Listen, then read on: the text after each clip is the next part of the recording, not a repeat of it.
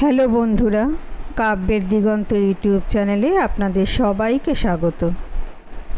আজ আমি আপনাদের শোনাব আমার স্বরচিত একটি সুন্দর কাব্যকথা। আমার এক এবং একমাত্র ছোট্ট সোনা, সে যে আমার বড় আদরের, বড় প্রিয়।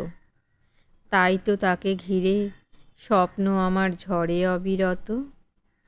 তুই যে আমার ছোট্ট সোনা, তুই যে বড় দামি, তুই যে আমার মেঘলা দিনের একটু পাগলামি, তুই যে আমার দুপুর বেলার বৃষ্টি রিমঝিম, তুই যে আমার বিকেল বেলার মিষ্টি আইসক্রিম, তুই যে আমার জ্যোৎস্না রাতের ঝিকিমিকি তারা।